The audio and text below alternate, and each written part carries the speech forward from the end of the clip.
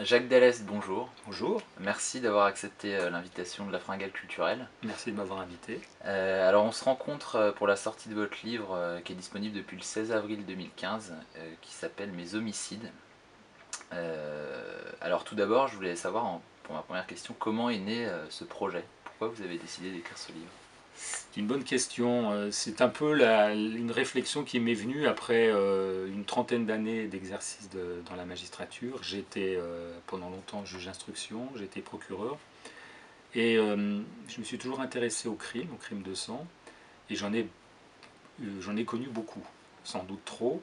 Et je me suis dit que cette expérience, ce vécu, j'avais envie de le reproduire, de le restituer au grand public, à nos concitoyens qui sont souvent intéressés par le crime, mais aussi à des futurs professionnels de la justice, de la magistrature, de, de la police, pour leur faire partager ce que j'avais vécu. Alors est-ce que justement, vous parlez voilà, de présenter ce livre au grand public, est-ce que c'est une manière de faire prendre conscience aux gens que ce qui se passe dans notre société d'aujourd'hui, c'est quand même très grave? Oui, mais vous savez, le crime, je le dis aussi dans le livre, il est lié à la nature humaine, hein, et il a toujours accompagné l'homme dans la société, qu'elle soit primitive, qu'elle soit industrielle, qu'elle soit moderne. Le crime de sang, le tu ne tueras point, il est malheureusement pas respecté, ce grand principe. Et quel que soit l'état d'une société, l'homme tue son prochain pour mille raisons que j'évoque dans le livre. Elles sont très diverses. Et donc il faut vivre avec. On vit avec l'accident, on vit avec la maladie, on vit avec le crime.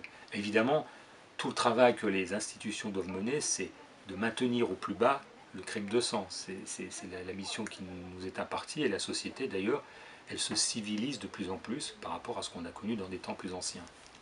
Alors vous avez exercé en Corse, à Marseille également, Oui, là où c'était peut-être enfin, c'est les régions les plus où il y a le plus de crimes, on va ouais. dire. D'ailleurs, vous dites qu'entre 2008 et 2014, il y a 119 personnes qui ont été tuées dans les Bouches-du-Rhône par règlement de compte. Ouais. Est-ce que face à ces chiffres, il n'y a pas un sentiment d'impuissance?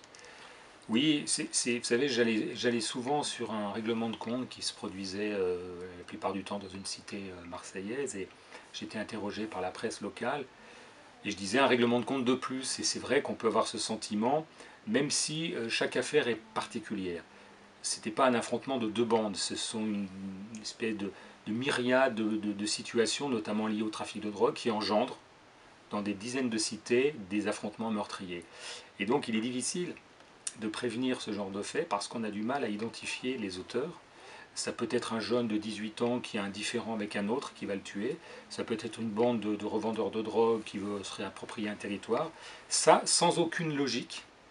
Et donc le sentiment qu'on court un peu après l'événement. Alors il y a eu des succès ces derniers temps intéressants, hein, mais il y a eu quand même de nouveaux règlements de compte qui sont produits à Marseille, je Mhm. crois, il y a une dizaine de jours. Rien n'est jamais gagné. Ça rend modeste, malheureusement. Vous avez remarqué qu'il n'y a pas qu'à Marseille, en région parisienne, on en parle beaucoup en ce moment, les Yvelines, etc. Je crois que les grandes villes françaises sont touchées malheureusement par le trafic de drogue, et un de ses corollaires, c'est les règlements de compte sanglants.